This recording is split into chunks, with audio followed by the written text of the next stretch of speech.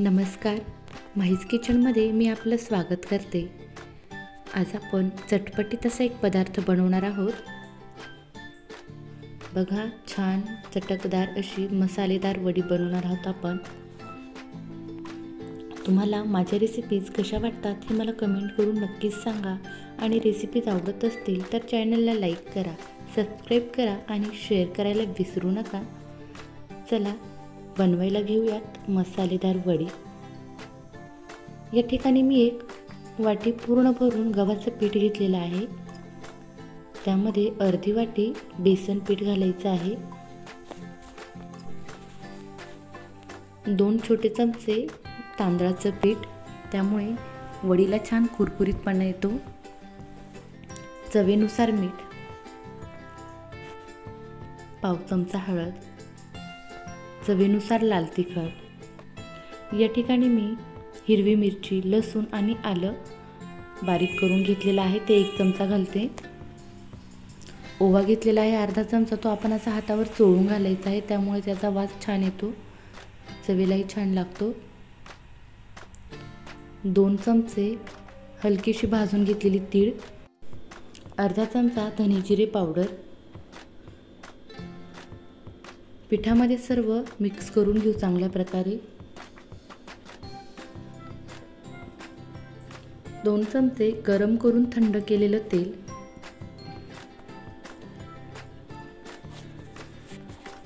त्यानंतर बारीक चिरलेली कोथिंबीर. सर्व एकजीव करून घ्यायचं आहे आपल्याला चांगलं एकत्र.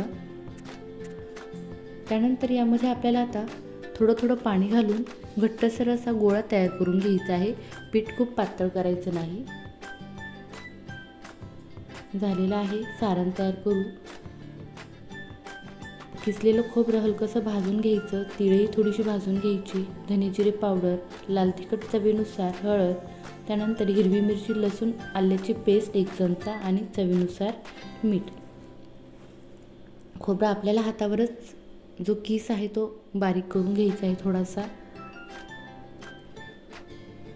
सर्व चांगलं आपण एकत्र करून घेऊ. आता लाल तिखट, हिरवी मिरची चवीनुसार. बघा, छान सारण तयार आहे आपलं. आता आपण जशी पोळी लाटतो तशीच पण जाडसर अशी पोळी लाटून घ्यायची आहे. थोडीशी जाड ठेवायची आहे.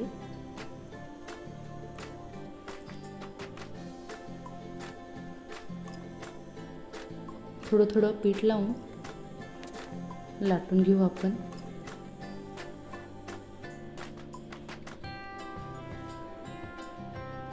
बघा, पूर्ण पोळी लाटून झालेली आहे.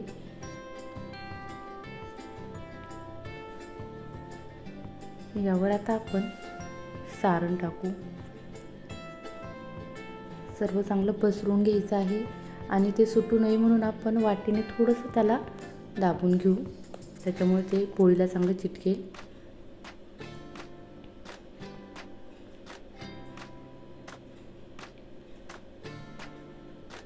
बघा, सगळीकडे प्रेस करून झाल्यानंतर एका बाजूने अगदी आपल्याला दाबून फोल्ड करत यायचं आहे. हळूहळू गोल त्याला आकार देत यायचा आहे.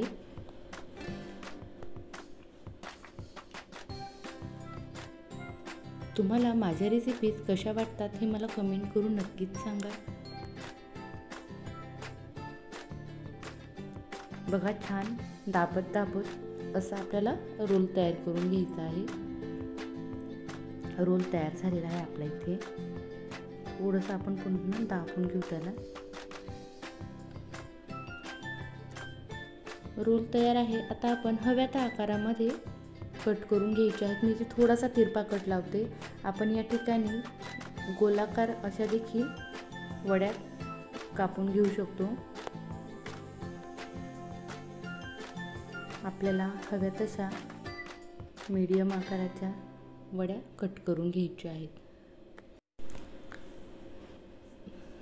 वड्या कट करून झालेल्या आहेत. बघा, अगदी छानशा वड्या कट झालेल्या आहेत आपल्या.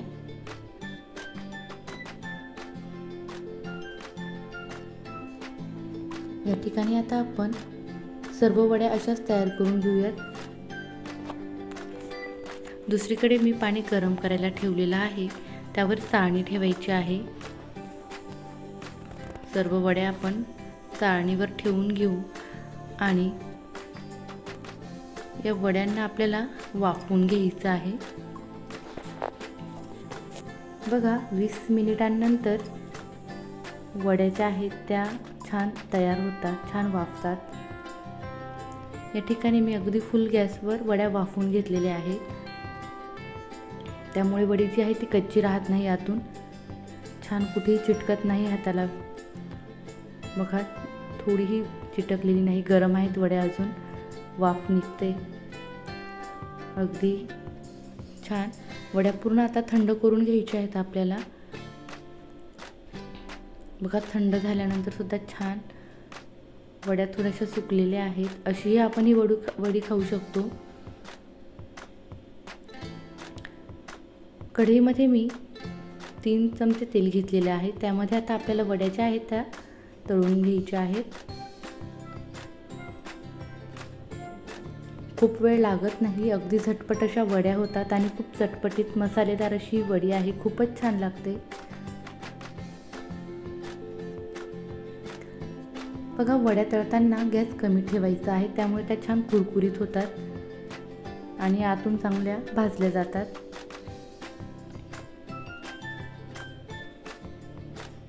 सर्व बाजूंनी वड्या आपल्याला चांगल्या तळून घ्यायच्या आहेत। चमच्याने वरती तेल घालूया। बघा छानशा वड्या आपल्या तळून झालेल्या आहेत, आपण काढून घेऊ आता।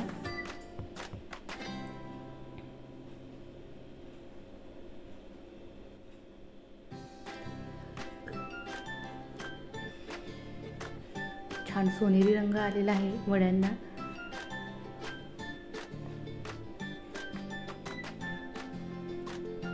सर्व वड्या आपण आता अशाच तळून घेणार आहोत। अजूनही तुम्ही जर माहीज किचन चॅनलला सबस्क्राईब केलं नसेल तर सबस्क्राईब करा।